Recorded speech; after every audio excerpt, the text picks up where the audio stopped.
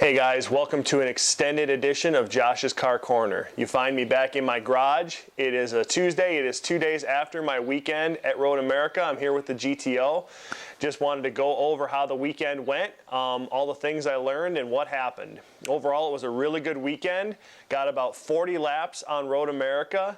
The weekend cost me $400 in fees. And that works out to about $10 a lap to go around, but I think it was money well spent. I learned a lot about the car. I learned a lot about my ability to drive the car. I learned what the car's strengths and its weaknesses are and changes I need to make to the car so the next time I go out there it'll perform even better and do even better than it did this past weekend. I did a lot of things to prepare the car for the weekend, and I wanted to go over some of those things because I think it's important to get your car ready to do something like that. You can just drive a standard car onto the track and go out in there and do something like that. In fact, I had a couple of friends who did that. They own G8 GXPs. They did minor things like just buy some race pads, but they were novices and didn't have much experience. So they took it in stride and went a lot easier than I did. I'd been on the track before, I'd had some experience of it, but never in this car. So first thing I did is I wanted to make sure I had good fluid in the clutch and the brake system. So what I did is I got myself a Motive power bleeder. This is a cool little unit right here. What it does, it's not a vacuum bleeder, it's a pressure bleeder. It uses pressure.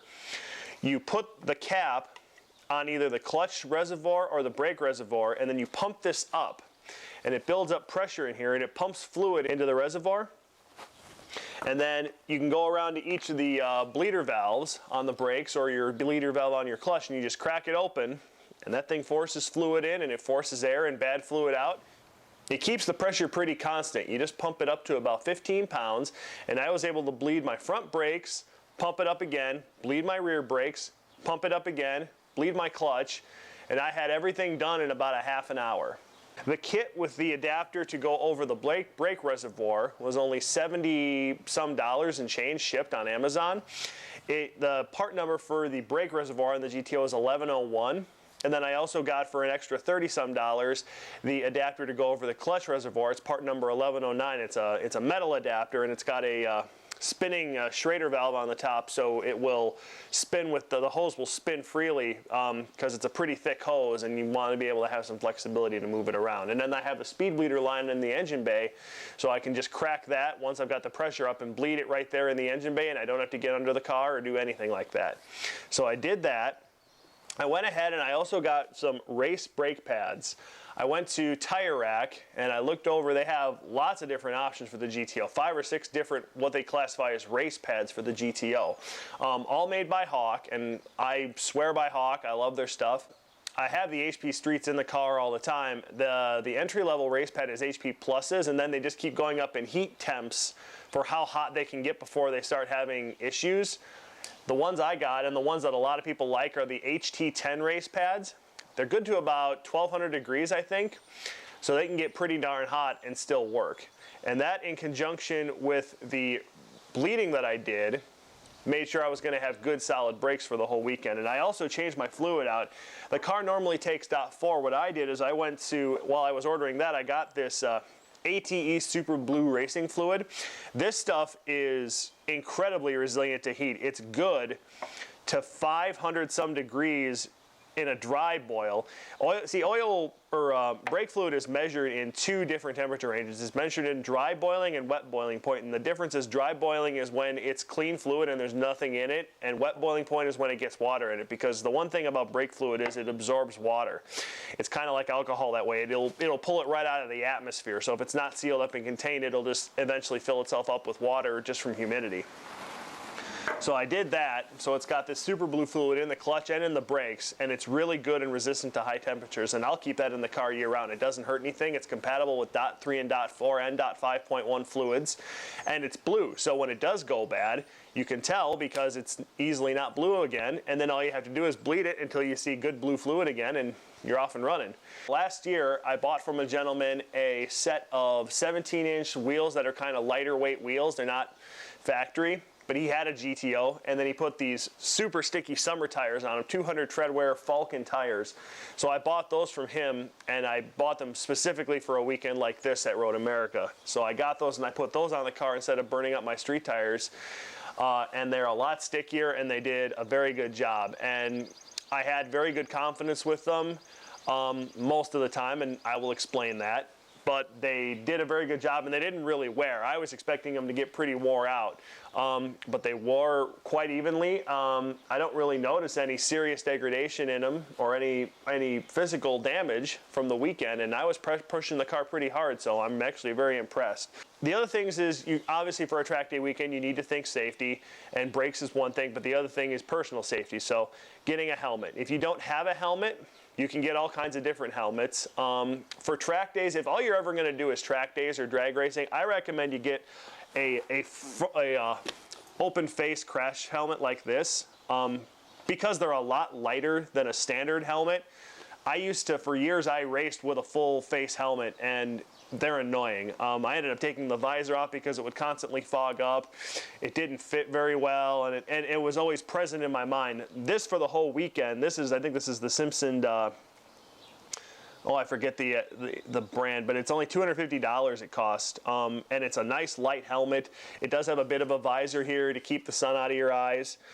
It was light, and the big thing is it wasn't my focus. I didn't notice it when I was in the car, because you want all your focus when you're doing something like a track day at Road America to be on what you're doing on the track, and you don't want to be distracted by things like a helmet that doesn't fit right or isn't comfortable. So it's important to get something that fits you right. The other thing I did is I got myself, and this is just for me, I got some racing shoes from Simpson too. They're just super lightweight shoes with a real thin sole on the bottom and pad. And the reason is because I'm 6'5", I have big feet, I wear size 14s normally, and clodhoppers that I normally wear have got such a wide track on them that I can easily get muddled up with the gas and the brake, and I can accidentally hit a pedal when I don't want to hit a pedal, and I didn't want to have any of those issues at Road America. So they actually will sell you racing shoes in half sizes. So I actually got 13.5, and they fit quite well. And because they have such a thin sole, my feet could be exactly where I wanted them to be. I could heel and toe, and it wasn't distracting, and it was easy, and they were very lightweight. Because the other thing about a racing weekend that most people don't think about is body fatigue. Going around a racetrack and going around corners and accelerating and stopping hard. Stopping hard and turning are the things that hit you the most. So anything you can do to reduce fatigue is beneficial, and keeping lightweight on your feet is a good thing. The other very important thing for the car's sake and the engine's sake is to change the oil. You want to have fresh oil in the engine when you are going out to do something like this, because it will get hot quick. And the best example I can give of that is the two buddies I had with the G8 GXPs. They've got more advanced computers than the GTOs have got, and they've got oil temperature monitoring, and they were actually getting alarms constantly after running for about 10 minutes that their engine oil was too hot, and then they'd have to back off. In fact, the one on his last session, he was going along and the alarm kicked in, and it actually shut the engine off because the oil got way too hot. So to save the engine, it shut the engine off. That might just be an LS3 problem. I've never really heard of that problem in an LS2, but it's something to keep in mind that your oil's gonna get hot, and you don't want to have used oil in there. You want to have fresh oil that can take the heat and take a lot of abuse. I'm probably going to change the oil out of this thing fairly soon and put fresh oil in there again. And the only other thing I would recommend, especially if you've done suspension work and you haven't done it yet, get an alignment, because you wouldn't believe how much things get out of alignment just by you doing simple things. For example, the weekend before Road America, I went to a buddy of mine's and we changed the differential out. I put an Eaton True Track in. Just doing that completely changed the orientation of the rear suspension, and the camber in the rear was off almost 1.5 degrees side to side. It was only 0.4 there, and it was 1.9 here. Huge difference. So, and the toe had gotten changed. Because that rear, it's such a weird rear end, and I've never seen it anywhere else. The diff doesn't actually, and the wishbone that holds the diff in place doesn't actually bolt to the car. The only thing that holds the back end of the whole cradle up is the diff mount. So a lot of things can shift around in there, and it's important to get an alignment done. I had problems, my front caster was off a little bit. Again, the camber was off in the front, so I got all that straightened out, and that made the car a lot more stable. And I think also it will also help with tire wear quite a bit, because if your alignment's off, the first thing that's going to take the abuse is the tires, is they're not going to wear right, but also just for handling issues, the stability is so important when you're going down those straightaways at 100 and topping out. Well, at least I was hitting about 140 miles an hour at my fastest going into my braking points. So it's important to do.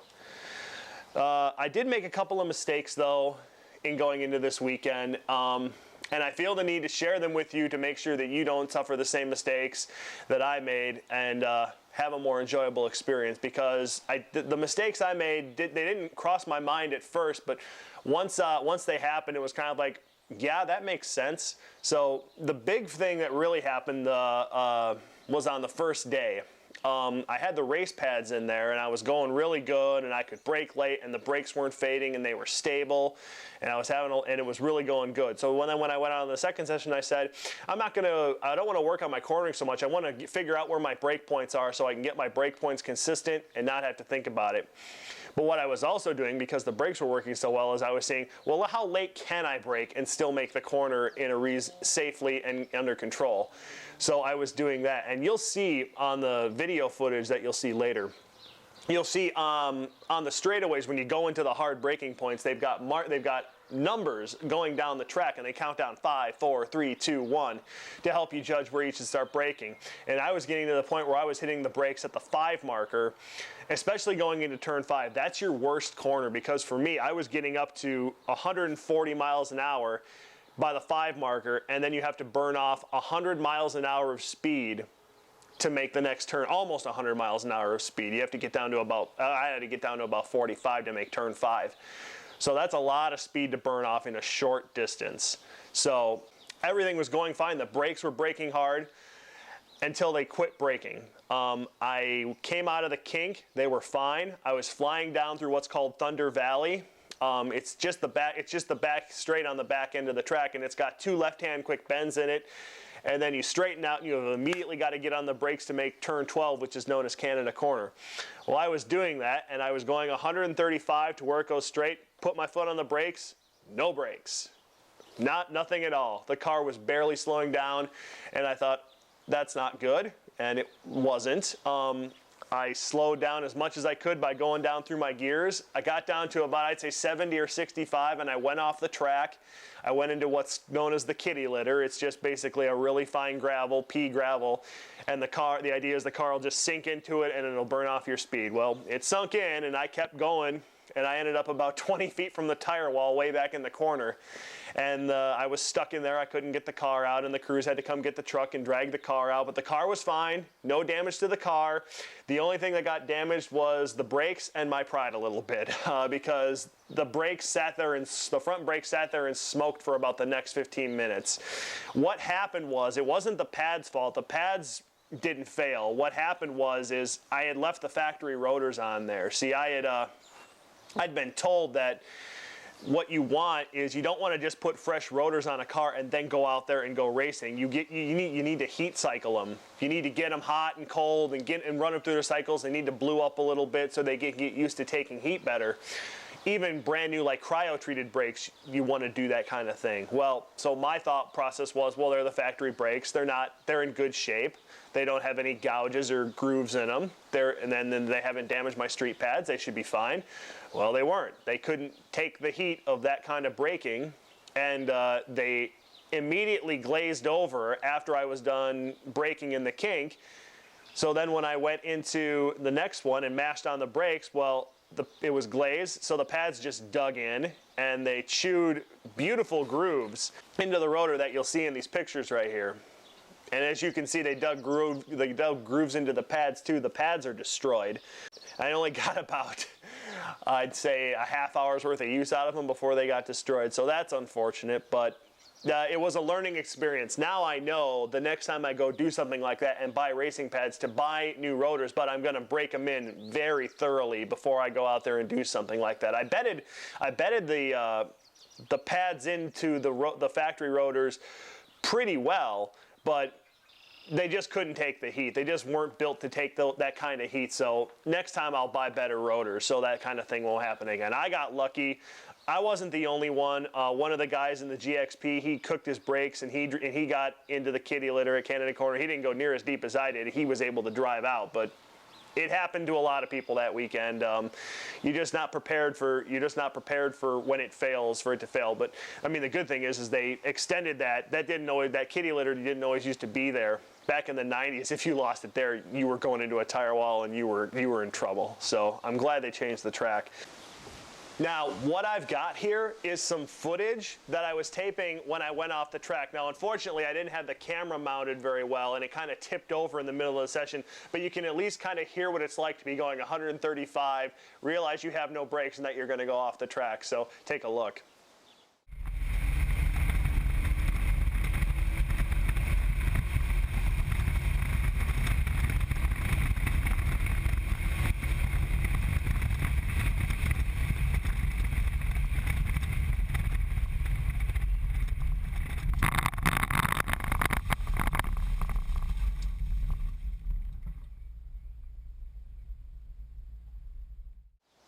So that wasn't a lot of fun, but it was one of those experiences that now that I've lived it, I know I don't want to live it again. So I'm going to do everything I can to make sure I don't live it again. And actually, I have another piece of footage here. This is from a roof cam shot I had of a session the next day. And as I go around Canada Corner, watch right here. You can see as I'm going around the corner, look off in the kitty litter. You see those tracks going straight off? Yeah, that was me. Look how far, you see how far back they go. Yeah, I was hauling ass when I went in there. So I was lucky that I didn't end up in the tire wall, but the kitty litter did exactly what it was supposed to do. The other mistake I made is in an effort to make the car a better drag racer. Last year I put Lovell's HD springs in the rear. They're zero drop springs, so factory ride height, but the problem is the spring rate is about twice what the factory springs are, and the front springs are still stock. And this didn't cross my mind until Sunday when I was trying to figure out why the car kept tail sliding around every corner. And to such an extent that I was afraid to turn the traction control off. I couldn't go near the power without the tail coming out. It happened to me a couple of times even in the kink at 95 miles an hour, the tail slid out. And that is a butt clencher right there, I'll guarantee you. That's because there is no margin for error in the kink. You've got about 20 feet of grass to the left, 20 feet of grass to the right, then it's just steel guardrails. So that's not a place to lose it. So it wasn't filling me with a lot of confidence that the tail kept coming out every time I got on the gas in a corner. The rear end doesn't want to lean like the front end does. It wants to stay planted. So it completely unloads the inside tire and then the car slides out. So because I have factory springs in the front and they want to lean, it basically created a drift car. Basically, and so it'd be great for drifting, but it didn't make it so good for that. So that hurt me. I know I could have been a lot faster in the corners. I know I could have been a lot faster all over the place if I didn't have that problem. But it's something I didn't figure out until I actually sat down and thought about it. And now I know that before I go out there and do something like that, again, I need to match the suspension in the front end. I need to get the Lovell's HD springs in the front. I need to replace the struts so they operate better because they're still factory struts. I got a lot of work to do before I take this thing to a road course again, but lesson learned. So a lesson for you, if you're gonna go to a road course or a track day like that and you've done suspension work, number one, get it aligned, very important. Number two, make sure whatever suspension upgrades you do, they match front to back. Don't do something in the back and think, well, that'll help, and then never touch the front, because it will unbalance how the car handles. If I were to just do the HD springs in the front and leave the rear one stock, I would have gotten a situation where the car just would have pushed in corners. It would have understeered, and it wouldn't have wanted to turn because the front end wouldn't want to lean, but the back end would. So it would just push through corners. So it would have been the same. And that would have been safer, but then I would have been a lot slower in the corners, and I would have destroyed the front tires on the car. So that's what I learned, and that's what hopefully the advice that you can take from this and have a fun weekend yourself and enjoy your car. It really is a lot of fun. It's a bit intimidating at first, especially going those speeds.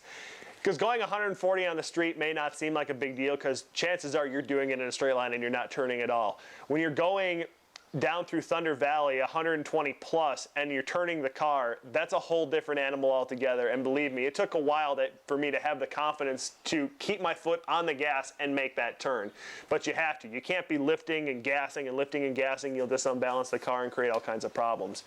But it is a lot of fun, and I definitely recommend you get out there and do it. Road America, I know, is going to host a lot more events like this. The one I went to was hosted by Midwest F-Body Association. My hats are off to them. They host a hell of an event. It was professional. It was well executed. There were instructors available. All the advice you could ever want on how to drive the track. Good group of guys. Good group of guys to drive with. Everyone there who came to the event was very friendly and very professional. Everyone tried to help each other out. It was a lot of fun. Shout out to AGTO from the LS1 forum. He was out there too, and we had a good time. So it was a lot of fun, and so I recommend you get out there and do it. Find a track in your area. Try it yourself. Just go into it with a good head on your shoulders. Don't go out there and think you're going to break world records. You're not. So go into it with that mindset, and it can be a lot of fun. But I hope you've enjoyed this. So we'll cut over to the racing footage. I put the camera in a lot of different places. I had it on the roof of the car. That was just a bunch of wind noise. The best place that I found to put the camera in, what you're going to see, is the session I did where the camera was right on the front of the car. You can hear the engine, you can see the track, you can see the apexes, everything. I really am pleased with how that turned out. That's the footage you're going to see. I hope you enjoy it. I hope it gives you an idea of how Road America goes around. It's a really cool facility and a great place to watch a race too. Lots of great places just to watch a race. So I hope you enjoy it, and thanks for tuning in. The car's going to be put away for about a good solid month here. I spent a lot of money on it this last month, and I got to put my money other places right now. Other places need some focus. So I'm going to put her away. First thing I got to do is get a new good set of street tires on it. My street tires are junk. And then I'll finally be able to get it back out and have some fun with it again. So I hope you guys have enjoyed this, and keep watching. I'll keep doing things.